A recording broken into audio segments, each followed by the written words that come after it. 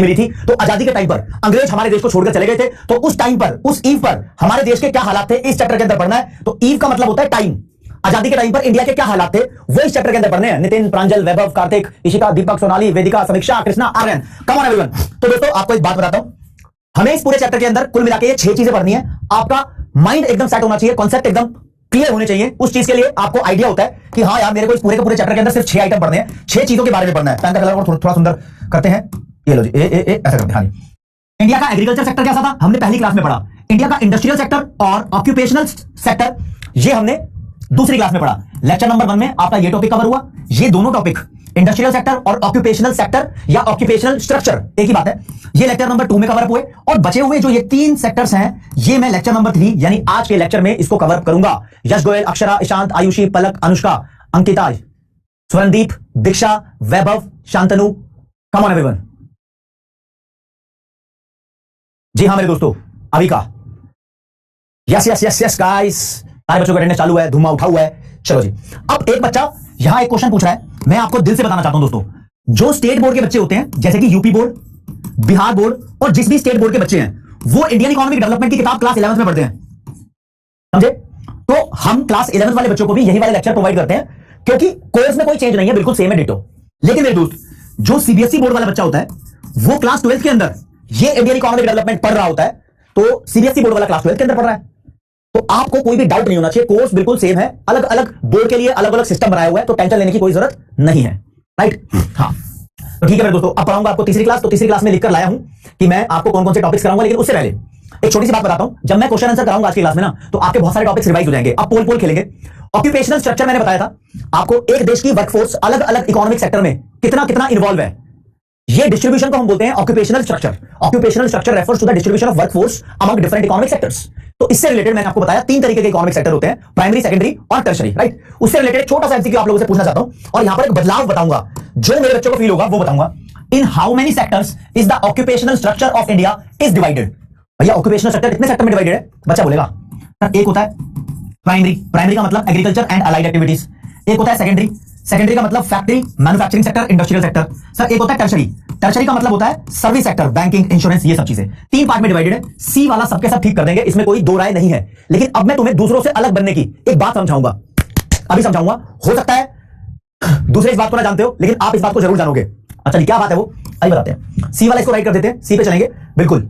प्रशांत, अनमोल, हिमांशु, आराध्य, डेडलाइन दिसंबर, अनुज, उज्जवल, उत्कर्ष, ओगरे ओगरे और Naitik Mani, these are the toppers. ठीक है जी।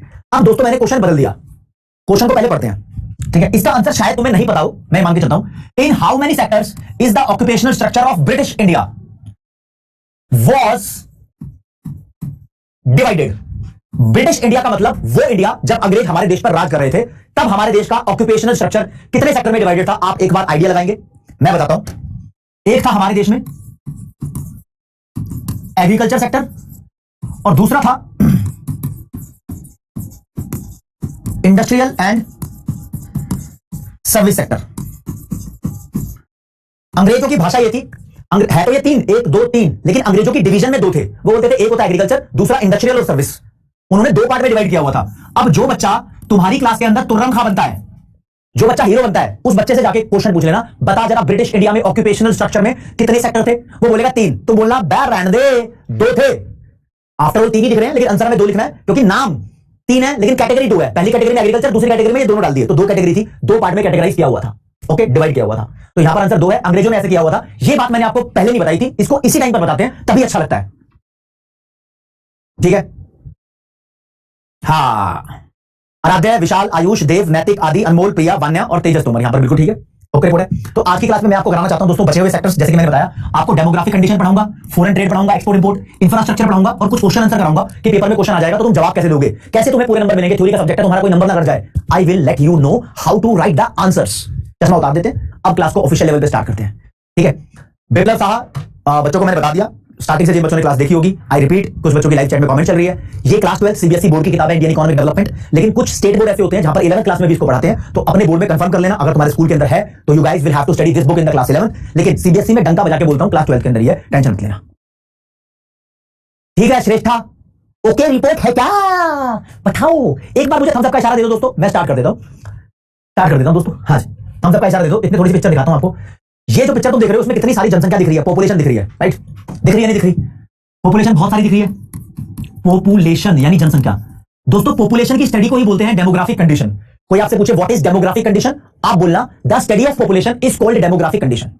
हाँ, पॉपुलेशन के बारे में पढ़ना। अब हमारे प्यारे देश भारत की पॉपुलेशन की स्टडी करेंगे हम, आज के टाइम पर नहीं, आजादी के टाइम पर, जब हमारा देश आजाद हुआ था तब के टाइम की पॉपुलेशन की स्टडी कर रहे हैं, ठीक है? और सिर्फ मैं वो पॉइंट बताऊंगा जो पॉइंट का तुम्हारे कोर्स से लेना देना है, तुम्हारे एग्जाम से लेना देना है, सिर्फ वही पॉइंट्स आपको बताना चाहता हूं दोस्तों पहले नंबर पे। अब आप मेरी बातों को ध्यान देना, जब जब पॉपुलेशन की स्टडी की बात आएगी तो आप यहां पर पढ़ने वाले हो हमारे देश में पॉपुलेशन का स्टैंडर्ड ऑफ लिविंग कैसा था, हमारे देश में पॉपुलेशन गरीब थी या नहीं थी, हमारे देश में लोग कितने साल तक जीने की एक्सपेक्टेशन रखते थे, मतलब लाइफ एक्सपेक्टेंसी हम यहां जानेंगे। हम ये जानेंगे दोस्तों कि यहां पर हमारे देश में डेथ रेट कितना था, बर्थ रेट कितना था, mortality rate, infant mortality rate, ये सब बातें जानेंगे। तो एक एक करके पॉपुलेशन की बातें कर रहे हैं, पढ़ाई लिखाई की पॉपुलेशन की जानेंगे, लिटरेसी। तो आपको अच्छे समझाता हूं पॉपुलेशन के बारे में दोस्तों। आजादी के टाइम की लेटेस्ट बात करता हूं। एक वर्ड है डेथ रेट। डेथ रेट का मतलब होता है मरने वालों की परसेंटेज, और ये परसेंटेज 1000 में से निकाली जाती है, ठीक है? कैसे कैलकुलेट होती है उससे तुम्हारा कोई लेन देन नहीं है, बस इसको मैं मोर्टेलिटी रेट भी बोलता हूं। मोर्टेलिटी का मतलब भी डेथ ही होता है। फिर दूसरा कॉन्सेप्ट है बर्थ रेट। बर्थ रेट मतलब पैदा होने वाले, अगर एक देश के अंदर 1000 ही लोग रहते हैं, 1000 लोगों की पॉपुलेशन में कितने बच्चे पैदा हो रहे हैं एक साल के अंदर। मान लो एक देश में 1000 लोग हैं, 1000 लोगों की पॉपुलेशन है। वैसे ऐसा कौन सा देश है जिसमें 1000 लोगों की पॉपुलेशन है? इस देश का नाम है वेटिकन सिटी। तुम्हारी जनरल नॉलेज भी धीरे धीरे इंप्रूव करूंगा। वेटिकन सिटी इटली, इटली में है दोस्तों। इटली एक कंट्री है, उस कंट्री के अंदर भी एक कंट्री है, उस कंट्री का नाम वेटिकन सिटी है। ये पूरी दुनिया में एक्सेप्शन है। किसी देश में कोई देश हो सकता है क्या? देशों में देश एक ही है, वेटिकन सिटी इटली के अंदर, और वेटिकन सिटी में सिर्फ 1000 लोग रहते हैं। अगर कोई मर जाता है तो एक और आ जाता है। अच्छा, ऐसे कैसे? हाँ, इसके अंदर सिर्फ पादरी लोग रहते हैं भाई। पादरी जानते हो ना, जो चर्च में फादर होते हैं, वो रहते हैं। 1000 लोग रहते हैं, 1000 के 1000 अनमैरिड। अगर कोई एक्सपायर हो गया तो फिर दुनिया के किसी कोने से कोई भी क्रिश्चियन पादरी यहां पर आता है, सिलेक्शन का बेसिस होता है। इसमें सिर्फ 1000 ही लोग रहते हैं, सिर्फ 1000 लोग रहते हैं, राइट? हाँ, अच्छा जी, तो बात करते हैं, अगर एक देश में 1000 लोग रहते हैं और इस देश में हर साल मान लो 48 बच्चे पैदा हो रहे हैं, तो ये इस देश की बर्थ रेट है। इस देश में 1000 लोग रहते हैं और हर साल 40 बंदे मर जाते हैं, तो ये इस देश की डेथ रेट है। तो आजादी के टाइम पर 48% तो मान लो बच्चे पैदा हो रहे थे, 40% लोग मर भी रहे थे। जो बूढ़े लोग मर भी रहे थे, जो नए नए शादी करके फिर बच्चे पैदा कर रहे थे, है ना? तो कुल मिला के मान के चलो 40 बंदे मर गए एक साल में, 48 बंदे पैदा हुए तो कितने बचे? 48 पैदा हुए, 40 मर गए तो 8 बचे। 8 सर्वाइवल थे। सर्वाइवल का मतलब जिंदा रहना। तो सर्वाइवल रेट, बर्थ रेट और डेथ रेट के बीच का डिफरेंस होता है, जो कि 8 था आजादी के टाइम पर। एक वर्ड और बताता हूं आपको मैं, इन्फेंट। इन्फेंट का मतलब हिंदी में होता है शिशु। इन्फेंट उस बच्चे को बोलते हैं जिसकी उम्र 1 साल से कम होती है। क्या बोला मैं? लेस देन 1 ईयर के बच्चे को, अप टू 1 ईयर के बच्चे को बोलते हैं शिशु, राइट? मैं आपको बताता हूं दोस्त, अगर हमारे देश में 1000 बच्चे पैदा हुए तो 1000 बच्चे क्या 1 साल तक जिंदा रह पाएंगे? तुम्हें तो लगता है 1000 बच्चे पैदा हुए हैं तो 1 साल तक जिंदा रह पाएंगे, लेकिन दोस्तों असलियत में आपको बताऊं, 1000 में से 33 बच्चे मर जाते हैं आज के टाइम में, लेकिन आजादी के टाइम में 218 मर जाते थे। तो 33 को भूल जाओ, आज की तो बात नहीं पढ़ रहे, आजादी के टाइम की बात पढ़ रहे हैं। हाँ, अगर 1000 बच्चे पैदा हुए हैं तो 1000 के 1000 बच्चे पूरा 1 साल कंप्लीट नहीं कर पाते थे, उसमें से 218 बंदे मर जाते थे। मतलब कितने बच्चे भाई? अगर बताओ तो 782 बच्चे जिंदा रह पाते थे। तो ये था इन्फेंट डेथ रेट। इन्फेंट की डेथ रेट अलग से है, इसको इन्फेंट मोर्टेलिटी रेट भी बोलते हैं। इन्फेंट मोर्टेलिटी रेट IMR हमारे देश में 218 था आजादी के टाइम पे, आज 33 है। चलो जी, एक वर्ड सिखाता हूं भाई। लो जी, साइड कर दिया। हाँ, ये है दोस्त मेरे life expectancy. Life expectancy rate ये बताता है कि एक आम इंसान एक देश में कितने साल तक जिंदा रहने की उम्मीद कर सकता है। हमारे देश में एक आम इंसान एवरेज बेसिस पर सोचता है कि मैं 69 ईयर्स तक जिंदा रहूंगा। ये कैसे निकालते हैं? मान लो भाई, एक देश में 2 लोग हैं, ठीक है? एक बंदा 70 साल का होकर मर गया और दूसरा बंदा 68 ईयर्स का होकर मर गया। तो इन दोनों को प्लस करके 2 से डिवाइड कर दो, एवरेज क्या आएगी? 69। ये तो मैंने एग्जांपल लिया, एक देश में 2 ही लोग हैं, लेकिन इंडिया में तो 140 करोड़ से लोग ज्यादा है। भाई देखा जाता है, कैलकुलेशन की जाती है, वो कैलकुलेशन तुम्हारे कोर्स में नहीं है, लेकिन सिर्फ इतना है कि आज के टाइम में एक बंदा इंडिया में 69 ईयर्स की लाइफ जीने के लिए काबिल है, एवरेज बेसिस पर। एवरेज इसलिए बोला, कुछ बंदे तो जल्दी मर जाते हैं, कुछ बंदे 100 साल की जिंदगी बिताते हैं, इसलिए एवरेज बोला है, ठीक है? तो ये डेटा है। लेकिन आजादी के टाइम पे इट वॉज 32 ईयर्स। कितना कम है, मतलब जवानी भी नहीं पूरी हुई, बंदा मर जाता था। अरे आजादी के टाइम पे तो तुम्हें पता ही है ना, कई बार वॉर हो चुके थे, लोग मर चुके थे, 10-10, 20-20, 25-25 कितने साल के लोग मर चुके थे। तो एवरेज जब वैल्यू कैलकुलेट करेंगे तो वो कम ही आएगी। अब बात करते हैं पढ़ाई लिखाई की, हरे रंग से बात करेंगे। लो जी, पढ़ने और लिखने को बोलते हैं लिटरेसी। जिस बंदे को पढ़ना और लिखना दोनों आता है वो लिटरेट है। मैं बोलता हूं इंडिया के 16% से भी कम लोग पढ़े लिखे थे, तो देश में 16% पॉपुलेशन, जितनी भी पॉपुलेशन थी वो तो मैं नहीं पढ़ना, मैं बता देता हूं 30-35 करोड़ के बीच में उस टाइम पॉपुलेशन थी, लेकिन उसमें से 16% लोग पढ़े लिखे थे, 84% लोग अनपढ़ थे, 84% लोग अनपढ़ थे। और लड़कियों की बात करूं तो फीमेल के बारे में, सिर्फ लड़कियों की बात, लड़कों की बात मत करो, लड़कियों की बात करो तो इट वॉज लेस देन 7%। ये जो निशान है जिसकी तरफ मुंह खुले हो वो बड़ा। तो लिटरेसी रेट लड़कियों के केस में 7% से कम, और ओवरऑल लड़का लड़की मिक्स करके लिटरेसी रेट हमारे देश में 16% थी। तो ये कुछ डेटा है दोस्तों जो डेमोग्राफिक कंडीशन के बारे में आपको पढ़ना है। हमारे देश बस डेटा है, याद करना है, अरे ऐसा ऐसा था क्या उस टाइम, ऐसा ऐसा था क्या। अब मैं तुम्हें बताऊं भाई, बताओ 1000 में से 218 बच्चे क्यों मर जाते थे, 1000 में से 218 बच्चे क्यों मर जाते थे? इसलिए मर जाते थे क्योंकि अच्छी हेल्थ फैसिलिटी नहीं थी हमारे देश के अंदर। अंग्रेजों ने हॉस्पिटल वगैरह खुलवाए नहीं, अच्छी मेडिकल फैसिलिटी दी नहीं। मां जब बच्चा पैदा करेगी तो उस मां को बहुत सारी बॉडी के अंदर नेगेटिव इफेक्ट्स देखने को मिलते हैं, उसकी बॉडी का बहुत बड़ा नुकसान होता है। तो मां बच्चा पैदा करने के बाद बहुत अच्छी क्वालिटी का फूड खाए, उसकी ट्रीटमेंट, मेडिकल ट्रीटमेंट बहुत अच्छी हो, तो मां भी बेहतर रहती है और बच्चा भी बेहतर रहता है, क्योंकि बच्चा फिर मां का दूध पिएगा। लेकिन यहां पर मां का कोई बढ़िया लेवल पे मेडिकल ट्रीटमेंट नहीं होता था, तो इसलिए वो बच्चे मर जाते थे। तो पुअर मेडिकल फैसिलिटीज को ये दिखाता है कि 1000 में से 218 बच्चे मर गए। और ये भी लाइफ एक्सपेक्टेंसी 32 ईयर्स है ना, लोग बीमार हो रहे थे, हॉस्पिटल थे, हॉस्पिटल थे ही नहीं, बहुत कम हॉस्पिटल थे भाई, तो कहां जाएंगे बीमार होने के बाद। तो इतनी बुरी हालत अंग्रेजों ने हमारे देश के अंदर कर रखी थी, हर जगह गरीबी थी। रैम्पेंट पॉवर्टी बोलते हैं, रैम्पेंट शब्द का मतलब होता है ओवरऑल, ओवरऑल गरीबी देखने को मिल रही थी हमारे देश के अंदर। और क्या था और बताता हूं, अगर एक इंसान 100 रुपए कमाता है, एग्जांपल दे रहा हूं, अगर एक इंसान 100 रुपए कमाता है, मान लो तुम बड़े हो जाओगे, सीए बन जाओगे, 100 करोड़ भी कमा लोगे, तो जितना भी पैसा कमाता है ना बंदा, उसका 40-50%, 60% खर्च करता है, बाकी सेव कर लेता है। आजादी के टाइम पर एक बंदा जितना भी पैसा कमाता था उसका 80 से 90% सिर्फ बेसिक चीजों में खर्च कर देता था। 80 से 90% में रोटी कपड़ा आता था बस। फिर टीवी, कूलर, फ्रिज, पंखा कहां से अफोर्ड करेगा वो, कहां से stylish shoes, fashionable things afford करेगा वो। इसलिए उस टाइम पर वो थिंग्स थी नहीं, फैशनेबल चीजें आजादी के टाइम पे थी नहीं, क्योंकि उसके पास पैसे नहीं थे अफोर्ड करने के लिए, तो कोई बनाएगा क्यों, राइट। तो बहुत बड़ी गड़बड़ थी भैया। मैं आपको बता रहा हूं जनसंख्या के बारे में। हमारे देश में जनसंख्या को कैलकुलेट कौन करता है? एक ऑर्गेनाइजेशन है, जिस ऑर्गेनाइजेशन का नाम है सेंसस ऑफ इंडिया। ये ऑर्गेनाइजेशन हमारे देश में पॉपुलेशन की काउंटिंग करती है, पेपर में आ सकता है। और पॉपुलेशन की काउंटिंग करने को हम सेंसस ही बोलते हैं। सेंसस का मतलब काउंटिंग ऑफ पॉपुलेशन। और एक ऑर्गेनाइजेशन बना ली सरकार ने, census of India, census of India. अब ये पॉपुलेशन की काउंटिंग करेगी। सबसे पहले ऑफिशियल लेवल पे 1881 में हमारे देश में पॉपुलेशन की काउंटिंग की गई। उसके बाद 1991 में, उसके बाद 2000, इसके बाद 1901 में, इसके बाद 1911 में, इसके बाद 1921 में, इसके बाद 1931 में, और ऐसे 100 ऑन चलती रही। हमारे देश में हर 10 साल में पॉपुलेशन की काउंटिंग होती है। लास्ट पॉपुलेशन की काउंटिंग 2011 में हुई थी। फिर 2021 में पॉपुलेशन की काउंटिंग होनी थी, लेकिन दोस्तों कोविड यानी कोरोना काल की वजह से नहीं हुई। कोविड की पैंडेमिक आ गई थी, अभी नहीं हुई। तो इस बार पहली बार 10 साल से ज्यादा का गैप आया है। तो अब 2025-26 में, यानी जो ये साल आ रहा है, इसके अंदर पॉपुलेशन की काउंटिंग चालू रखेंगे। तो जो पॉपुलेशन की काउंटिंग 1921 में हुई, ये बहुत स्पेशल है। यहां पर दोस्तों ये देखा गया कि 1921 से पहले, बिफोर, यानी इन सभी वर्षों में हमने देखा हमारे देश की पॉपुलेशन बहुत स्लो इंक्रीज हो रही थी। लो ग्रोथ ऑफ पॉपुलेशन, मतलब लोगों की संख्या धीरे धीरे इंक्रीज हो रही थी, बहुत कम, राइट। और जब 1921 के बाद का डेटा हम देखते हैं, आफ्टर 1921, तो हमारे देश की पॉपुलेशन बहुत हाई स्पीड से इंक्रीज हो रही थी, high growth rate of population. Population बहुत तेजी से, लगातार देर दरार बच्चे पैदा हो रहे थे। मुझे नहीं पता ऐसे कौन सी कैप्सूल मिल गई इतने सारे बच्चे पैदा हो रहे थे। तो बच्चे बहुत सारे पैदा हो रहे थे 1921 के बाद। 1921 से पहले बहुत कम बच्चे पैदा हो रहे थे। तो ये बहुत बड़ा बदलाव देखा गया, और इस बदलाव के हिसाब से इस वर्ष को हमने बोल दिया year of great divide. Great divide मतलब इसने तो हमारी पॉपुलेशन की हिस्ट्री बदल दी। 1921 से पहले इंडिया की पॉपुलेशन ग्रोथ बहुत स्लो थी, और 1921 के बाद इंडिया की पॉपुलेशन दे दे, या तो बच्चे बहुत सारे पैदा हुए होंगे, या लोगों की डेथ रेट में कमी आ गई होगी, इसलिए ही पॉपुलेशन बढ़ती है, राइट। जब पॉपुलेशन स्लो बढ़ती है, इसे बोलते हैं first phase of demographic transition. Demographic transition, transition का मतलब होता है ऐसे समय के साथ चलना। ट्रांजिशन मतलब कुछ बदल रहा है, जनसंख्या बदल रही है। This was the first phase of demographic transition and this was the second phase. तो पेपर में क्वेश्चन एमसीक्यू आ सकता है, first phase of demographic transition कब था? 1921 से पहले के टाइम में। सेकंड फेज कब था? 1921 के बाद में। ईयर ऑफ ग्रेट डिवाइड किसको बोलते हैं? 1921 को। 1921 को ईयर ऑफ ग्रेट डिवाइड क्यों बोलते हैं? ये भी क्वेश्चन बन सकता है। आप बोलना इस ईयर को ग्रेट डिवाइड इसलिए बोलते हैं क्योंकि इससे पहले पॉपुलेशन स्लो रेट से ग्रो कर रही थी, और इसके बाद पॉपुलेशन फास्ट रेट से ग्रो कर रही थी। बस इतना बोलना, कहानी खत्म। हाँ, मैंने आपको अच्छे से पूरा का पूरा डेमोग्राफिक सेक्टर पढ़ा दिया। तो एक बार कंटेंट देख लेते हैं दोस्तों। कंटेंट बहुत जरूरी है, जो आपके लिए बिल्कुल बनाकर लाता हूं। ये होना बहुत जरूरी है। पता है क्या, कितनी भी बातें, कितना भी बोर्ड वर्क मैं यहां पर कर लूं, आपके लिए चीजें लिख लूं, ये चीजें लिखने से दोस्त, जब ये टीचर ये सारे काम करता है ना, ये सारे काम बच्चे की मेमोरी के लिए अच्छे होते हैं, इससे तुम्हें चीजें ध्यान रहती है। लेकिन एग्जाम में आफ्टर ऑल आपको ये लिखना है भाई। तो that is why the content is more important than the other things. Okay, तो बोलते हैं भाई डेमोग्राफिक कंडीशन पढ़ रहे हो इंडिया की तुम, तो India's first official census operation was undertaken in the year 1881। Undertaken का मतलब होता है स्टार्टेड, स्टार्टेड मतलब बिगिनिंग। अच्छा जी, उसके बाद after that the census has been conducted after every 10 years. हर 10 साल के बाद सेंसस होता था, हर 10 साल के बाद सेंसस होता था। यहां भी लिखा है, ये एस था, एस एस एस, और थोड़ा अच्छा कर दो क्या, तो इरेजर से कर देते हैं। हर 10 साल बाद होता था, मैंने बताया। ठीक है जी।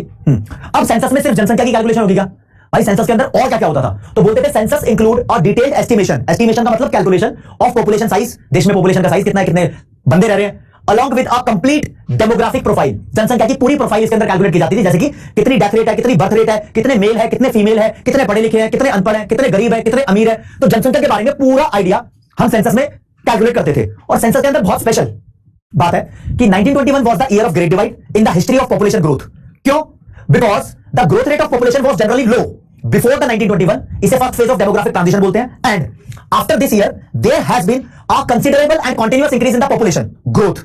पॉपुलेशन बहुत ज्यादा बढ़ गई, इसे बोलते हैं second phase of demographic transition. ये क्वेश्चन अलग से बन सकता है, ये क्वेश्चन अलग से बन सकता है। क्वेश्चन बने ना बने, आज तुम्हें एक बात दिल से बताऊं, मुझे बहुत खुशी होगी अगर तुम जिंदगी के अंदर कभी भी तुम्हारे मन में आए कि दोस्त मेरे को गवर्नमेंट जॉब क्रैक करनी है। जब तुम ग्रेजुएशन कर लोगे तो गवर्नमेंट जॉब के बहुत अच्छे अच्छे ऑप्शंस आएंगे। Banking officer, railway officer, SSC officer. SSC के अंदर बहुत सारे आ जाते हैं और बहुत सारे डिपार्टमेंट्स आते हैं, इनकम टैक्स, सेल्स टैक्स, बहुत सारे डिपार्टमेंट्स एसएससी में आते हैं, 15 डिपार्टमेंट आते हैं। या तुम बनना चाहो आईपीएस, आईएएस, तो यूपीएससी का एग्जाम क्रैक करोगे। दोस्तों जनरल नॉलेज आपके बहुत काम आएगी। और जो इंडियन इकोनॉमी तुम पढ़ते हो ना, ये एक ऐसी जनरल नॉलेज है, ये तुम्हारे आगे भविष्य में गवर्नमेंट जॉब के सिलेक्शन में काम आएगी। Point number 1।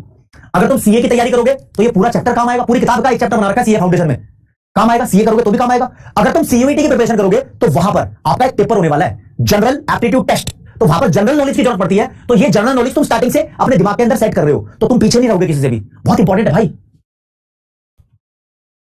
समझे? अच्छा जी, इतनी बातें हो गई। कुल मिलाकर तुमसे भाई एक 3 से 4 नंबर का क्वेश्चन पूछेगा बताओ what was the demographic condition of India on the eve of independence. आजादी के टाइम पे इंडिया की डेमोग्राफिक कंडीशन क्या थी? मैंने यहां 5 पॉइंट लिखे हैं। 3 नंबर का क्वेश्चन आएगा 3 पॉइंट लिख देना, 4 नंबर का क्वेश्चन आएगा 4 पॉइंट लिख देना। ओके रिपोर्ट है।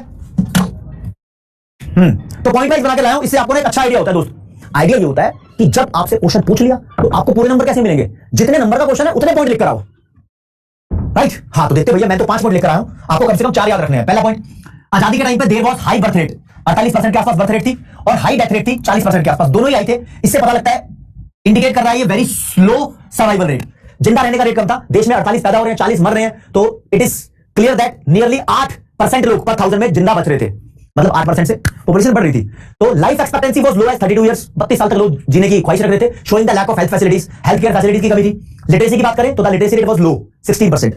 16% लोग पढ़े लिखे थे, लेकिन तुमसे पेपर में पूछ सकता है अनपढ़ कितने थे, इलिटरेट कितने थे। तो 100 में से 16 माइनस कर दो, 84। इतना दिमाग तुम्हें लगाना होगा, ठीक है? 6 पॉइंट है, 5 पॉइंट नहीं। हाँ, तो which reflect the social and economic backwardness of the country. इससे पता लगता है इंडिया कितना बैकवर्ड था सोसाइटी के तौर पर। सोसाइटी में पढ़ते लिखते नहीं है लोग, तो बैकवर्ड ही होंगे, राइट? हाँ, the female literacy rate was very low only at 7%। लड़कियां बहुत कम पढ़ी लिखी थी 7% के हिसाब से। Infant mortality rate was very high, 218 पर 1000। हाँ, इन्फेंट मोर्टेलिटी रेट, बच्चे जो 1 साल से कम के थे वो 218 मर रहे थे हर साल, हर 1000 में से। मान लो एक देश में 1000 बच्चे पैदा हुए तो 218 बच्चे मर जाएंगे 1 साल के अंदर ही। 2000 बच्चे पैदा हुए तो 436, इसका डबल कर दो, इतने मर जाएंगे 1 साल में। ये है इसका मतलब। क्लैरिटी भी तो आनी चाहिए कॉन्सेप्ट के अंदर, राइट? फिर रैम्पेंट पॉवर्टी। रैम्पेंट का मतलब होता है ओवरऑल।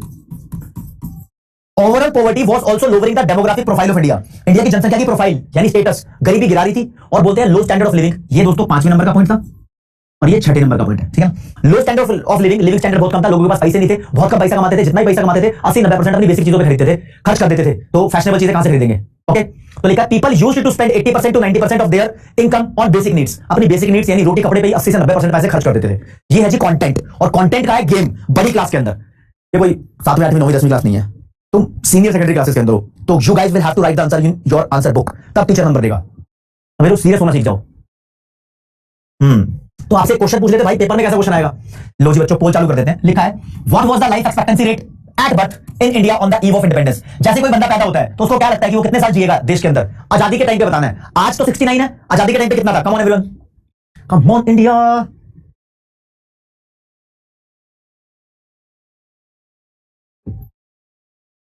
एक ऐसा जाऊंगा, सबको पता है 32 ईयर। मुंह फाड़ फाड़ के भौंक भौंक के बताया तुम्हें एल्विश, गोजो, आगम और शुभम। वाजिबा। अगला पोल भी चालू कर रहा हूं। India entered in the dash stage of demographic transition after the year 1921। 1921 के बाद इंडिया कौन सी स्टेज ऑफ डेमोग्राफिक ट्रांजिशन में आया? लव कौशिक ने तुम्हें बताया था अभी थोड़ी देर पहले, जब पॉपुलेशन ग्रोथ रेट बहुत कम होती है तो first phase of demographic transition होता है। और 1921 के बाद तो पॉपुलेशन ग्रोथ रेट बढ़ रही थी, तो यहां पर सेकंड फेज था। थर्ड और फोर्थ फेज वाली कोई कहानी नहीं है भाई, 2 ही फेज की कहानी है, 2 ही फेज करने हैं। तो इंडिया आफ्टर, क्या लिखा है? आफ्टर 1921 सेकंड फेज में चला गया था। बी वाला इज द राइट आंसर। इस तरीके के टेक्निकल क्वेश्चन बनते हैं और आपको पता रहना चाहिए। उज्जवल, हिमांशु, गोजो, अनंत, ऋत्विक, पार्थ, रितेश, नैना।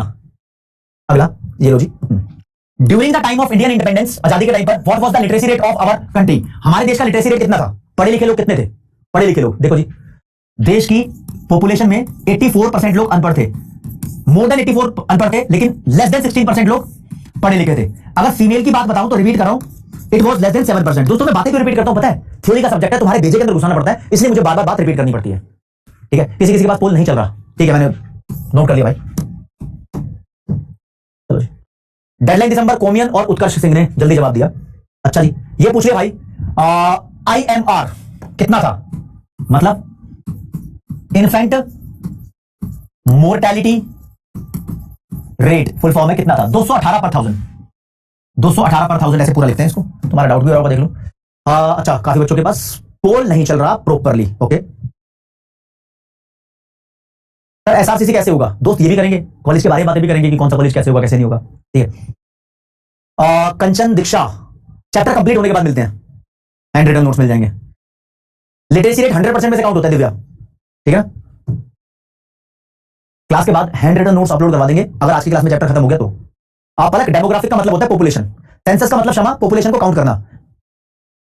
अच्छा, प्रसिद्धि प्रसिद्धि कह रही है सर 1991 में पॉपुलेशन काउंट नहीं हुई थी, हाँ ठीक है,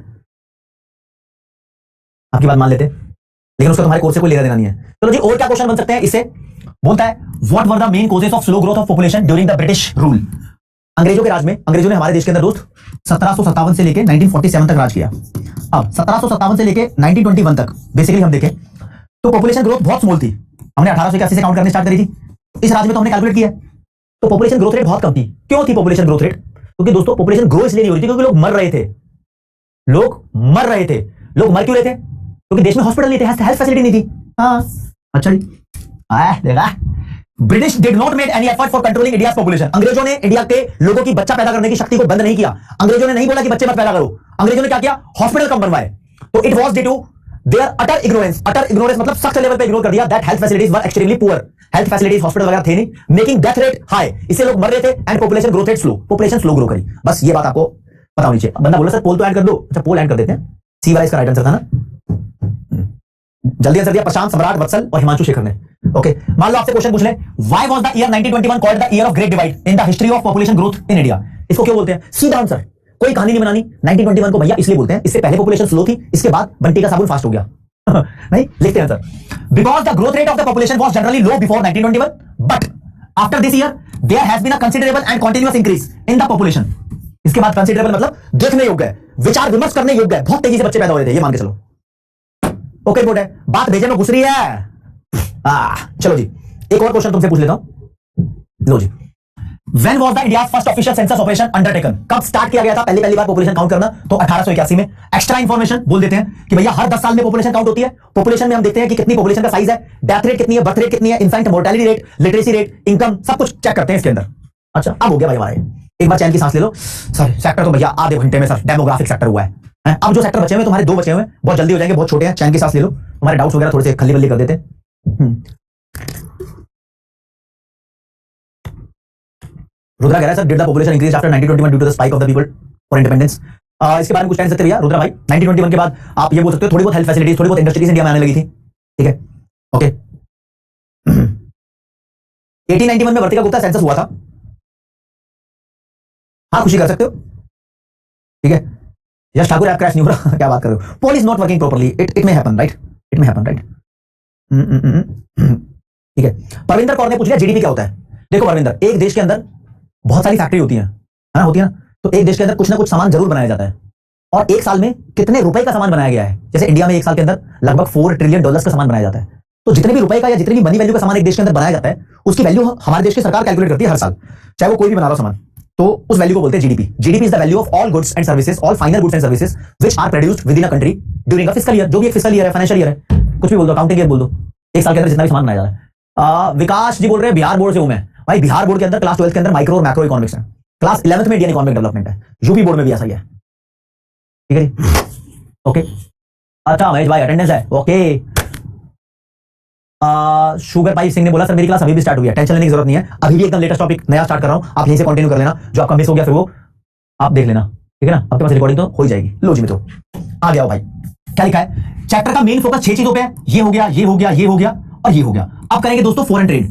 फॉरेन ट्रेड, फॉरेन कंट्री के साथ लेन देन की बात हो रही है। तो फॉरेन ट्रेड की जब जब बात होगी तो मेरे दोस्त, मेरे कातिया, मेरे प्यारे राज्य, बात होगी एक्सपोर्ट की और इंपोर्ट की।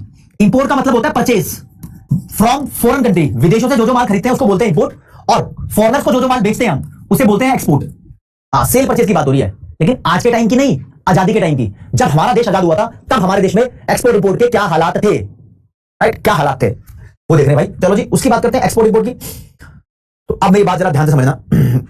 देखो जी, जब हमारे देश में ब्रिटिश रूल चल रहा था ना, अंग्रेजों का राज, या कॉलोनियल रूल भी बोल सकते हो उसको, कॉलोनियल रूल भी बोलते हैं, ठीक है। तो यहां पर इंडिया को अंग्रेजों ने एक्सपोर्टर बनाया हुआ था रॉ मटेरियल का। इंडिया रॉ मटेरियल, कच्चा सामान ब्रिटिशर को बेचता था और ब्रिटिशर्स फाइनल गुड बना के इंडिया में बेचते थे। तो इंडिया इंपोर्टर बना हुआ था फाइनल गुड्स का। तो कोई पूछे कि हमारे देश का फॉरेन ट्रेड कैसा था, क्या थी उसकी कॉम्पोजिशन, कॉम्पोजिशन का मतलब उसमें क्या इंक्लूड था, राइट। तो हमारे देश के फॉरेन ट्रेड की कॉम्पोजिशन थी, इसको बोलते हैं कॉम्पोजिशन, कि इंडिया एक्सपोर्टर था रॉ मटेरियल का और इंपोर्टर था फिनिश गुड का। जैसे मैं पूछूं मैगी की कॉम्पोजिशन क्या होती है, तो इसका मतलब ये है कि मैगी में क्या होता है। मैगी में भैया मैदा होता है, मसाले होते हैं, यही तो होता है ना। तो अगर मैं पूछूं छोले भटूरे की कॉम्पोजिशन क्या है, उसमें भी मैदा है, छोले है, मसाले है, करी है, चटनी है, प्याज है, अदरक है, लहसुन है, कुछ भी है। तो ऐसे ही हमारे फॉरेन ट्रेड की, यानी फॉरेन ट्रेड का मतलब वो एक्सपोर्ट और इंपोर्ट, इसकी कॉम्पोजिशन क्या थी। तो रॉ मटेरियल इंडिया बेचता था, प्राइमरी गुड्स बोलते हैं इसको, और फाइनल गुड्स को इंपोर्ट कराता था, ये कॉम्पोजिशन थी। अच्छा जी, और एक मजे की बात बताऊं, हमें एक्सपोर्ट करके जो पैसा मिलता था, देखो हमारे देश में राज किसका था, ब्रिटिश राज था, ब्रिटिश गवर्नमेंट थी। तो एक्सपोर्ट करके जो भी हमारे देश को पैसा मिलता था, उस पैसे को बोलते हैं फॉरेन ट्रेड से मिला हुआ सरप्लस, या उसे एक्सपोर्ट सरप्लस बोलते हैं। तो हमारा देश जो भी पैसा कमाता था, इस कमाई का क्या होना चाहिए। देखो जी, आज हमारे देश की सरकार जो पैसा कमाती है ना, तो पैसा कमाकर वो हमारे देश के वेलफेयर के लिए उसको खर्च करती है। मानते हो मेरी बात को, ऐसा ही होता है, हर जगह ऐसा ही होता है। लेकिन उस टाइम ब्रिटिश गवर्नमेंट इतनी चालाक थी कि जो भी पैसा हमारे देश के एक्सपोर्ट से कमाया जा रहा है, वो इसे यूज करती थी। पहली बात, जो अंग्रेजों के वॉर चल रहे थे, युद्ध के खर्चों में, युद्ध में बॉम्ब, टैंकर, मशीन, जो भी इनको खरीदना होता था वो खरीदते थे। अच्छा जी, और जो उन्होंने अपने ऑफिस खोले हुए थे ना, ऑफिस को बोलते हैं एडमिनिस्ट्रेशन। अपने ऑफिस के अंदर अपने एम्प्लॉइज को सैलरी देने के लिए हमारे पैसों को यूज करते थे। अच्छा जी,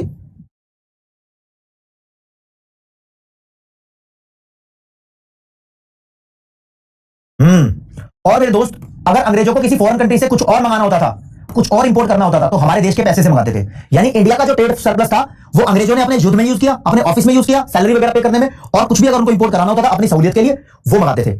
ये बात पता लगाई एक लौंडे ने, लौंडे नहीं उसको बाबूजी बोलेंगे, इनका नाम था दादा भाई, दादा भाई नौरोजी, दादा भाई नौरोजी। और दादा भाई नौरोजी ने इस चीज को अपनी एक किताब में लिखा कि अंग्रेजों ने हमारे देश को लूटा है, हमारे देश का पैसा वो अपने पर्पस के लिए यूज कर रहे हैं। और दादा भाई नौरोजी ने इस पर्टिकुलर इस चीज को बोला, इस चीज को बोला drain of wealth of India. India की वेल्थ, वेल्थ का मतलब इंडिया का पैसा, इंडिया की प्रॉपर्टी, इंडिया का कैश, अंग्रेज उसको लूट कर ले जा रहे थे। ड्रेन का मतलब होता है बहा कर ले जाना, तो इंडिया का पैसा अंग्रेज अपने देश में बहा कर ले गए। आपसे पेपर के अंदर 3 बातें पूछी जाएंगी फॉरेन ट्रेड के कॉन्सेप्ट में। देखो जी, जब जब तुम फॉरेन ट्रेड पढ़ोगे ना, तो 3 बातें पूछी जाएंगी। पहली बात, बताओ जी इंडिया के फॉरेन ट्रेड की कंपोजिशन कैसी थी। हम बताएंगे इंडिया रॉ मटेरियल को एक्सपोर्ट करता था, फिनिश गुड को इंपोर्ट करता था। अच्छा जी, दूसरा पूछा जाएगा वॉल्यूम कैसा था, वॉल्यूम किस किस क्वांटिटी में इंडिया ट्रेड करता था, वॉल्यूम एंड डायरेक्शन। ये पॉइंट एक साथ बनता है भाई साहब।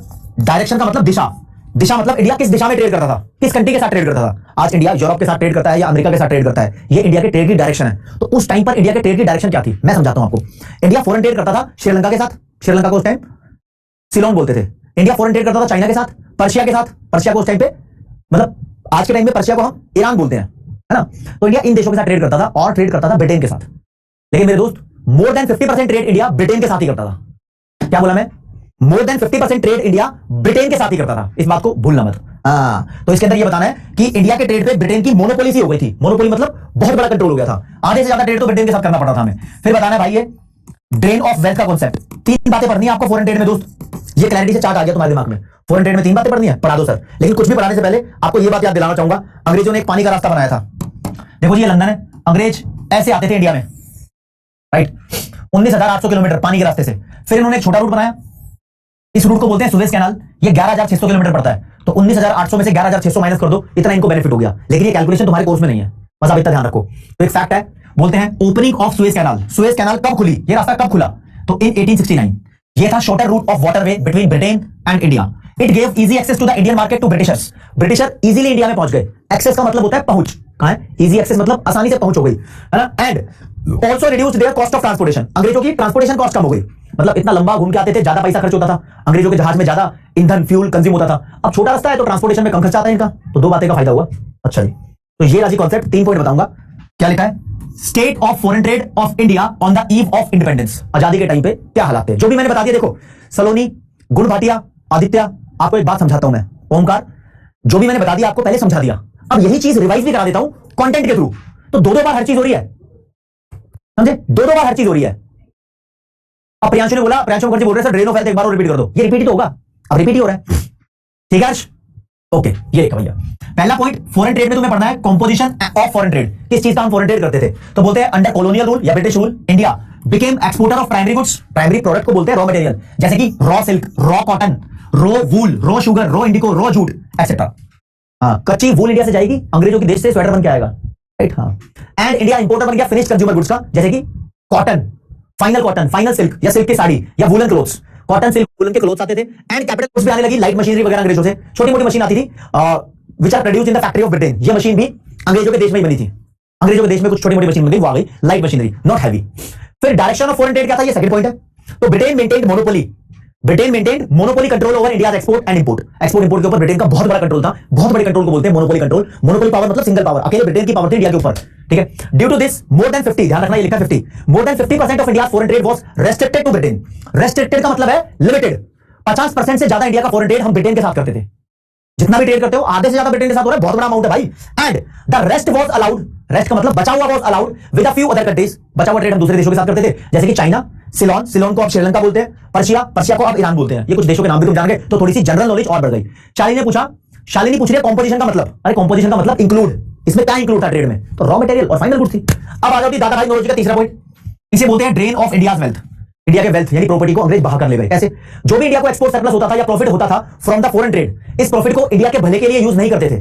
तो profit from foreign trade were not used in any development activity of India. India की डेवलपमेंट के लिए कुछ यूज नहीं करते थे, बल्कि rather it was used to maintain the British administration. ये ब्रिटिश की एडमिनिस्ट्रेशन को मेंटेन करने के लिए यूज किया जाता था. एडमिनिस्ट्रेशन का मतलब होता है ऑफिस. ब्रिटिशर्स को अपने एम्प्लॉय की सैलरी देनी है तो इंडिया के कमाए हुए पैसे से देते थे. And as well as on the war expenses. जो भी वॉर लड़ रहे थे ब्रिटिशर्स बहुत सारे देशों में, उसमें कुछ खर्चा चाहिए होता था हमारे देश का. कुछ भी इंपोर्ट कराना होता था हमारे पैसे से. All of this led to the drain of India's wealth. Indian wealth इस वजह से इंडिया में नहीं रही, अंग्रेजों के पास चली गई. वो हमारे पैसे को खर्च करते थे. ठीक है, चलो जी अगला क्वेश्चन यहां से आपसे पूछ ही लिया. पोल आ गया फॉरेन ट्रेड का. क्या है जी? The British government used Indian foreign exchange या सरप्लस, इंडिया का जो फॉरेन एक्सचेंज सरप्लस था, in which of the following ways. अंग्रेजों ने इंडिया का पैसा किस तरीके से इस्तेमाल किया? पे फॉर वॉर एक्सपेंसेस, अपने युद्ध की लड़ाई में. पे फॉर इंपोर्ट, कुछ भी इंपोर्ट कराने में. पे for administration expenses, official expenses, salary वगैरह, हर एक चीज में किया. राइट. सतीश धरू का कह रहे हैं सर सुएज कैनाल में बीच में ये स्क्वायर क्या इंडिकेट कर रहा है? सुएज कैनाल में कौन सा स्क्वायर आया भाई? अच्छा ये स्क्वायर, ये पूछा है भाई ने. दिमाग लगा लिया. कह रहा है ये क्या इंडिकेट कर रहा है? अरे एक ऐसा रास्ता है जिसको तो तोड़ के रास्ता बनाया पानी का. यहां पर जमीनें मिली हुई थी, इन्होंने तोड़ा और पानी बनाया. यहां पर शायद इजिप्ट लगता है. इजिप्ट की गवर्नमेंट ने तोड़वाया था. सच्ची बात बताऊं तो आपको ये. तो भाई यहां पर सारे रीजन थे, तो आपका डी वाला कर देते हैं. वत्सल, उज्जवल, हिमांशु और विशाल. अगला क्वेश्चन मैचिंग का आ गया भाई. अभी तक जितना भी मैंने आपको कराया है यहां पर मैचिंग करनी नहीं है आपको, मैं ही करके दिखाऊंगा. पोल नहीं है. सुएज कैनाल कब ओपन हुआ भाई? 1869 में. तो आ जाओ जी, इसके साथ ये मैच कर रहा है. अगला, फर्स्ट ऑफिशियल सेंसस कब हुआ पहली बार जनसंख्या की काउंटिंग? आ जाओ जी, 1881 में. ठीक है जी. ग्रेट डिवाइड किसको बोलते हैं, कौन से ईयर को? आ जाओ जी, 1921. अच्छा, रेलवे कब इंट्रोड्यूस हुई इंडिया में? आ जाओ जी, 1850. सन 1850 में रेलवे भी इंट्रोड्यूस हुई थी. ठीक है. अच्छा जी, अब ऐसा क्वेश्चन भी आ रखा है भाई. लो जी, कितना मुश्किल क्वेश्चन एक बार आ रखा है. आपको इसका आंसर कैसे लिखना है वो समझाऊंगा. हम कई बार कंटेंट पढ़ लेते हैं लेकिन हमें पता नहीं होता कि एग्जाम में कैसा क्वेश्चन आ जाएगा. इस चीज के लिए तुम्हारा भाई जाना जाता है कि आपको हाथ के हाथ चीजें प्रिपेयर करके देता है ताकि आपको भविष्य में दिक्कत ना आए. उर्वशी रजावत कह रहे सर आपका नॉलेज तो कमाल का है. अरे नॉलेज कमाल का, तुम्हारा भी बनाना है मुझे, समझ रहे हो? तो क्या लिखा हुआ यहां पर? Composition of foreign trade of any country tells us about the nature of commodities that are exported and imported. कहता है कंपोजिशन ऑफ फॉरेन ट्रेड का मतलब होता है कि कोई भी देश किस चीज को एक्सपोर्ट कर रहा है और किस चीज को इंपोर्ट कर रहा है. ओके ठीक है. अरे क्या है, कुछ पूछा है? अभी कुछ नहीं पूछा, अभी तो कुछ बता रहा है. ठीक है, फिर पूछता है what can you state about the composition of foreign trade of India at the time of independence. आजादी के टाइम पे इंडिया के फॉरेन ट्रेड के बारे में तुम क्या कहना चाहोगे? कई बार ऐसे क्वेश्चन आते हैं, चिंदी ऊपर लाइन लिखेगा बच्चों को डराएगा. अबे उसके बारे में तो क्वेश्चन ही नहीं है, सीधा कॉम्पोजिशन पूछा है। यानी इस बंदे ने पूछा है कि जो लव सर ने तुम्हें क्लास में पढ़ाया था वो सिर्फ पहले पॉइंट को एक्सप्लेन कर दो। यही कंटेंट मैंने डिट्टो यहां पर टेप दिया, आपको सिर्फ मुझे क्वेश्चन समझाना था। कॉम्पोजिशन ऑफ फॉरेन ट्रेड मैंने सीधा टेप दिया, इंडिया एक्सपोर्टर था प्राइमरी गुड्स का और इंडिया इंपोर्टर था फिनिश गुड्स का, कहानी खत्म, काम पैकेज। अच्छा जी, एक और क्वेश्चन आ सकता है, बोल दिया indicate the volume and direction of trade at the time of independence. India के बारे में क्वेश्चन है, वॉल्यूम और डायरेक्शन के बारे में पूछा हुआ है, किस देश की तरफ हमारा ट्रेड था, कितनी क्वांटिटी में, तो मोर देन 50% क्वांटिटी ब्रिटेन के कंट्रोल में थी, हम ब्रिटेन से भी, चाइना से भी, श्रीलंका से भी ट्रेड करते थे। तो volume and direction of trade at the time of independence are indicated in the 3 points. ठीक है, इन 3 पॉइंट में मैंने जबरदस्ती पहला पॉइंट डाल दिया कि इंडिया मेजर एक्सपोर्टर था रॉ मटेरियल का, ये कंपोजिशन है भैया, एक्सपोर्टर था ना रॉ मटेरियल का, हाँ, और इंपोर्टर था फिनिश गुड का, ये जबरदस्ती डाल दिया, लेकिन इसके एक्सप्लेनेशन में इसकी जरूरत नहीं है, राइट, लेकिन डालना पड़ेगा। ये 3 नंबर का आएगा तो 3 पॉइंट तुम इसके बनाओगे कैसे, तो फॉरेन ट्रेड के बारे में आपको लिखना पड़ेगा। ठीक है, हाँ, आगे ये इंपॉर्टेंट है, more than half of India's foreign trade, more than half को बोलते हैं 50%, was restricted to Britain while the rest was targeted to the countries like China, Sri Lanka and Russia. ज्यादातर ट्रेड ब्रिटेन के साथ था, बाकी बचा हुआ इनके साथ था। ठीक है, तो ये था हमारा एक तरीके से डायरेक्शन की, किस देश से हम ट्रेड करते थे, वॉल्यूम में मतलब मोर देन 50% इससे करते थे। ये बेसिक इंट्रोडक्शन है इंडिया के फॉरेन ट्रेड का, इसलिए हम कहीं भी लिख सकते हैं इसको। स्टार्टिंग के 2 पॉइंट बहुत बेसिक इंट्रोडक्शन है कि इंडिया इस चीज का ट्रेड करता था। कॉम्पोजिशन बहुत बेसिक पॉइंट है, हमें लिखना पड़ता है, राइट। तो इस चैप्टर के अंदर दोस्त मेरे मेन फोकस 6 चीजों पे है। अभी तक मैं आपको ये 5 चीजें करा चुका हूं, आखिरी चीज बची है इंफ्रास्ट्रक्चर। एक गुड पानी पी के इसको भी खींचते हैं, राइट। आदर्श, कृष्णम, अनन्या, सारांश, वान्या, सुग्रेश, विनीत, प्रेरणा, रुद्रा, प्रिया, शालिनी, नैना। वॉल्यूम का मतलब क्वांटिटी भाई, शालिनी वॉल्यूम का मतलब क्वांटिटी, कितनी वॉल्यूम में चीनी खरीदते हो दुकान से बताओ, ठीक है ना। ये माइंड मैप है भाई, ये 6 पॉइंट हो गए। अब इसको मैं 6 ऐसे ऐसे करके लिख दूं या ऐसे करके लिख दूं, this is called the mind map. Okay, surplus का मतलब फायदा, ट्रेड करके एक्सपोर्ट करके जो हमें पैसा मिलेगा, एक्सपोर्ट करेंगे तो पैसा मिलेगा ना, राइट। 10 मिनट की गेम बची हुई है, 5:15 तक तुम्हारी क्लास है, 5 बज रहे हैं, ये इंफ्रास्ट्रक्चर खत्म हो जाएगा, पोल फिक्स करा देंगे मेरे दोस्त, ठीक है। ओके, चलो जी, आते मेरे दोस्त इंफ्रास्ट्रक्चर पे। इंफ्रास्ट्रक्चर का मतलब मैं समझाऊं, इंफ्रास्ट्रक्चर का मतलब होता है फैसिलिटीज। आज तुम्हें असली शब्द मतलब समझ में आया है, अच्छा जी। हाँ भाई, इंफ्रास्ट्रक्चर का मतलब होता है ऐसी facilities that helps in growing businesses. किसी भी धंधे को बढ़ाने के लिए जो फैसिलिटी इंपॉर्टेंट है उस फैसिलिटी को बोलते हैं इंफ्रास्ट्रक्चर। जैसे कि देखो भाई, मैं वहां फैक्ट्री खोलूंगा जहां पर फैक्ट्री खोलने के बाद मेरी मशीनों को चलाने के लिए बिजली अवेलेबल हो, वहां पर पानी अवेलेबल हो, वहां फैक्ट्री खोलूंगा। मैं फैक्ट्री वहां खोलूंगा जहां सड़क अच्छी हो। क्यों? सड़क अच्छी होने से क्या होता है भाई, जो मैं माल अपनी फैक्ट्री में बनाऊंगा वो कहीं तो बेचने जाऊंगा, तो सड़क के थ्रू जाऊंगा। सड़क होगी तो जल्दी ट्रांसपोर्टेशन बहुत इंपॉर्टेंट है, सड़क भी हो, थोड़े ट्रक वगैरह भी हो, रेलवे भी हो, क्योंकि मैं रेल से भी माल एक राज्य से दूसरे राज्य में सेंड कर सकता हूं। तो इंफ्रास्ट्रक्चर का मतलब ऐसी फैसिलिटी जो बिजनेस में काम है, जैसे कि transportation, warehouse, electricity, water. आज के टाइम में इंटरनेट बहुत जरूरी फैसिलिटी है, बैंक बहुत जरूरी है, क्योंकि बैंकों से हम पेमेंट वगैरह करते हैं, लेन देन, हमारा पैसा भी जमा होता है ना। तो ये बहुत कुछ इंपॉर्टेंट है आज के टाइम में। तो चलो छोड़ो, हम बात कर रहे हैं आजादी की। क्या अंग्रेजों ने हमारे देश में इंफ्रास्ट्रक्चर डेवलप किया? क्या धंधा बढ़ाने की कोई फैसिलिटी डेवलप की? क्या हाँ की। अंग्रेजों ने हमारे देश में पोर्ट बनवाए। पोर्ट का मतलब बंदरगाह, जहां पर जहाजों से सामान एक्सपोर्ट इंपोर्ट होता है, समुद्र का बंदरगाह, हाँ बनवाए। अंग्रेजों ने हमारे देश में रेलवे इंट्रोड्यूस किया। अंग्रेजों ने हमारे देश में postal and telegraph service start करी, जिससे मैसेज भेजा जा सके एक जगह से दूसरी जगह। अंग्रेजों ने हमारे देश में थोड़ा मॉनेटरी सिस्टम लेकर आए, मनी बैंकिंग सिस्टम अंग्रेज लेकर आए, क्योंकि अंग्रेजों से पहले हम बार्टर सिस्टम पे थे। बार्टर सिस्टम का मतलब होता है मनी का ना होना। जब अंग्रेज नहीं थे तब पैसा करेंसी भी नहीं थी, हम सामान के बदले सामान ले लेते थे। किसी से मुझे गेहूं खरीदने है तो मैं बदले में चावल दे दूंगा, ऐसा था। मनी का सिस्टम ये लेकर आए। तो बिजनेस को आसान बनाने के बहुत सारी फैसिलिटीज अंग्रेजों ने हमारे देश में प्रोवाइड की। लेकिन दोस्तों, आप कभी भी ये लिखते हुए मत झिझकना, डाउट मत करना, आपको हमेशा लिखना पड़ेगा अंग्रेजों ने ये पॉजिटिव चीजें हमारे देश में की, लेकिन अंग्रेजों का जो मेन मोटिव था, इंटेंशन थी, वो इंडिया का भला नहीं करना था। अंग्रेजों ने कोई भी पॉजिटिव कंट्रीब्यूशन दिया हो इन टर्म्स ऑफ इंफ्रास्ट्रक्चर, उनका मोटिव ये था कि अंग्रेजों ने जो इंडिया में धंधा किया है वो अच्छा हो जाए। तो main motive of the positive contribution of Britishers was one, क्या था? Satisfaction of the economic interest of British country. हमारे देश की कंट्री का कोई भी इंटरेस्ट सेटिस्फाई करना उनका मोटिव नहीं था। तो पॉइंट बनाया हमारे सामने दोस्तों, ये रहा। आप ध्यान रखना, इंफ्रास्ट्रक्चर के बारे में पढ़ना है तो बोलते हैं there were some positive contribution of the British government in the field of infrastructure.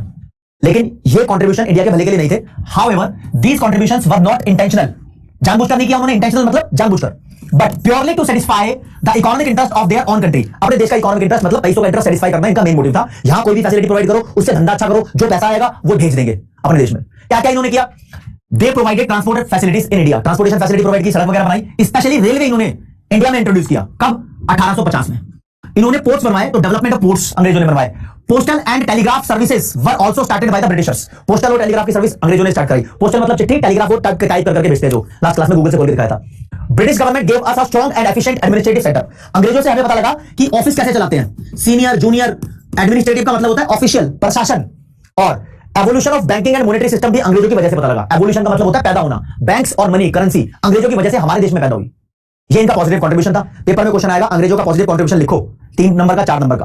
भाई ये लाइन मत भूलना कि अंग्रेजों ने पॉजिटिव कंट्रीब्यूशन तो किया, लेकिन अपने देश के भले के लिए, हमारे देश के लिए नहीं। इस बात को तुम कभी मत भूलना। हाँ कांची पूछ रही है पोर्ट्स क्या होते हैं। देखो ये यार मैं बताता हूं।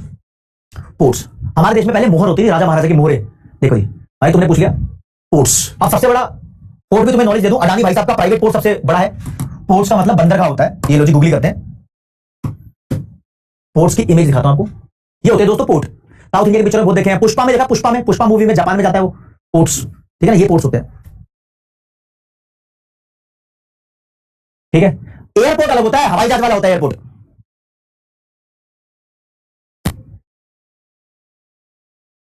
ठीक है। ओके अब तुम्हें कुछ इंपॉर्टेंट चीज बताता हूं जो आपको ध्यान रखनी है इस चैप्टर के लिए। मैंने सारे के सारे सेक्टर आपको कंप्लीट करा दिए। अब देखो दोस्तों इस चैप्टर के अंदर कुछ रिवाइज करते हैं। पहली बात 1757 में बैटल ऑफ प्लासी हुई थी। एनसीईआरटी में लिखा है प्लासी में लड़ाई हुई, अंग्रेज जीत गए और इंडिया पे राज करना शुरू किया। दूसरा फैक्ट लिखा है तुम्हारी किताब के अंदर 1869 में सुएज कैनाल बनाई। मैं लाइन बाय लाइन लिखवा रहा हूं आपको। तीसरा फैक्ट लिखा है 1881 में ऑफिशियल सेंसस हुआ सबसे पहले। चौथा फैक्ट लिखा है 1907 के अंदर हमारे देश में Tata iron and steel company खुली। पांचवा फैक्ट लिखा है 1921 के अंदर year of great divide population के अंदर था। अच्छा जी छठे नंबर का फैक्ट मैंने पढ़ाया नहीं, अब बताता हूं दोस्तों। 1932 के अंदर हमारे देश की पहली एयरलाइन इंडस्ट्री स्टार्ट हुई थी, टाटा एयरवेज। टाटा कंपनी ने टाटा एयरलाइन स्टार्ट करी थी। इसकी हिस्ट्री बताऊं आपको, general knowledge. Tata airline start हुई हमारे देश में, जैसे ही हमारा देश आजाद हुआ हमारे देश की सरकार ने उसको टाटा से छीन लिया और इसका नाम रख दिया एयर इंडिया। अब हमारे देश की सरकार से एयर इंडिया नहीं चलाया गया, तो 2 साल पहले वापस से टाटा को बेच दिया। तो टाटा ने वापस खरीद लिया एयर इंडिया, नाम उसका टाटा ने बदला नहीं, एयर इंडिया ही नाम है, वो टाटा का ही है। इसको आज के टाइम में टाटा स्टील बोलते हैं, नाम बदल दिया। अच्छा जी फिर इसके बाद हो गए इंपॉर्टेंट फैक्ट। लाइन वाइज चल रहे थे, बीच में लाइन बिगड़ गई थी। आपको क्या करना था एक्चुअली, सन 1869 से पहले 1850 में बताऊं आपको मैं, हमारे देश में रेलवे इंट्रोड्यूस हुई। प्लीज ध्यान रखना 1854 में फर्स्ट रेलवे ब्रिज बनाया गया। कहां बना था, बॉम्बे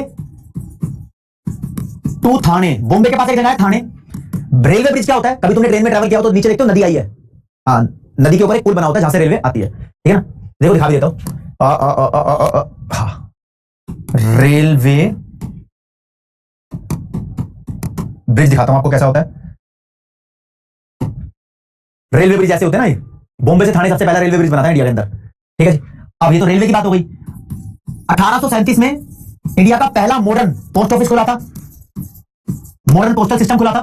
और 1852 में देखो दोस्तों, अगर तुमने देखा हो तुम्हारे घर में कोई चिट्ठी रखी है, मम्मी पापा चिट्ठी भेजते हो, दादा दादी भेजते हो, तो चिट्ठी जब हम कहीं भेजते हैं तो चिट्ठी के ऊपर एक स्टैंप चिपकानी पड़ती है, उसे बोलते हैं पोस्टेज स्टैंप। तो इंडिया की फर्स्ट पोस्टेज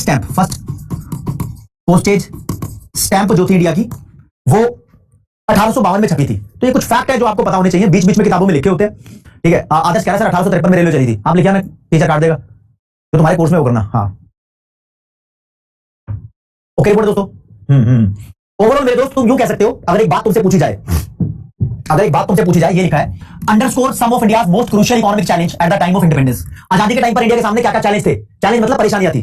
तो 6 सेक्टर थे, 6 के 6 परेशान थे, तो सबके बारे में एक लाइन लिख दो। जैसे कि बोलेंगे एग्रीकल्चरल की प्रोडक्टिविटी बहुत लो लेवल की थी, आप इसको स्टैग्नेंट भी बोल सकते थे, स्टैग्नेंट एग्रीकल्चर सेक्टर। उसके रीजन हमने पढ़ लिया फर्स्ट क्लास में। इंडस्ट्रियलाइजेशन एडिक्वेट लेवल का नहीं था, जितनी इंडस्ट्री चाहिए उतनी नहीं थी, इनएडिक्वेट इंडस्ट्रियलाइजेशन। पॉवर्टी रैम्पेंट थी, इनइक्वालिटी ये मैंने पढ़ाया नहीं लेकिन बता देता हूं, अमीरी और गरीबी के बीच का बहुत डिफरेंस था।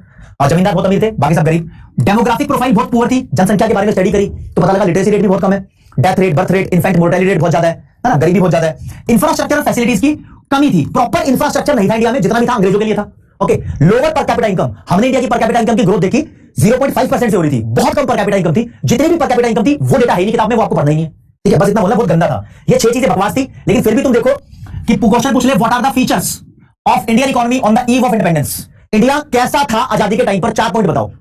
ये लास्ट क्वेश्चन है भाई, बड़ा क्वेश्चन लास्ट है, इसके बाद एक आधा क्वेश्चन और दिखाऊंगा। 5:15 तक की क्लास है, ये क्लास लंबी ले रहा हूं क्योंकि चैप्टर खत्म करने वाला हूं, ठीक है। इसके बाद नया चैप्टर स्टार्ट करूंगा, छोटी छोटी क्लास ले लूंगा, टेंशन मत लो। मेरे को खुद पता है कि थ्योरेटिकल सब्जेक्ट है, पढ़ना मुश्किल हो जाता है। हाँ पता है मेरे को भाई, ठीक है, ओके।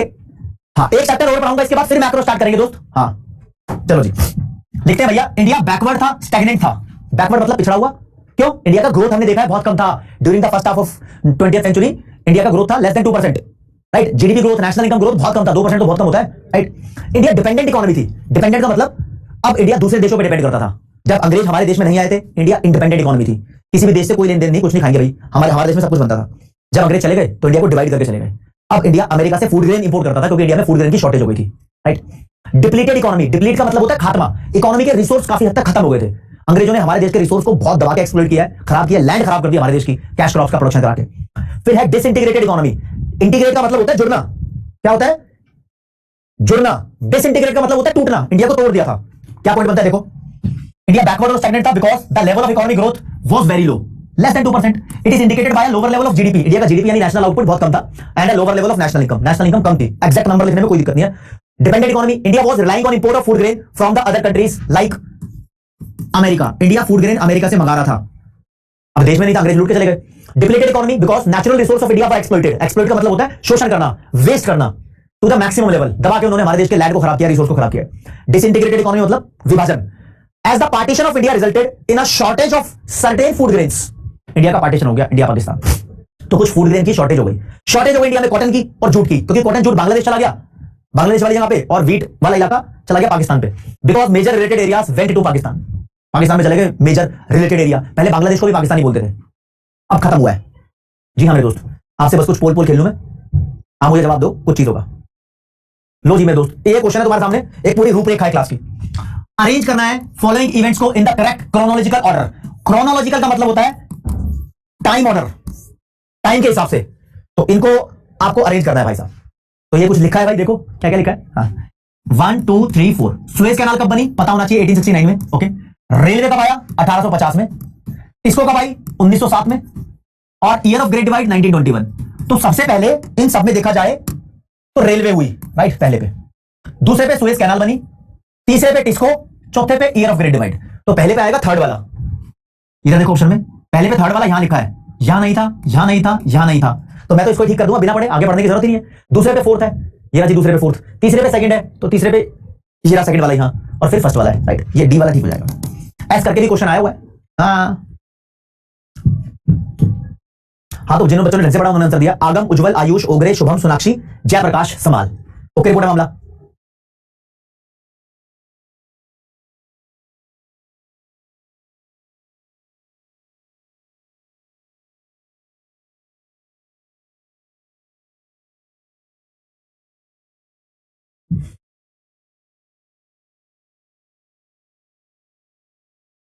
क्लास खत्म कर दूं।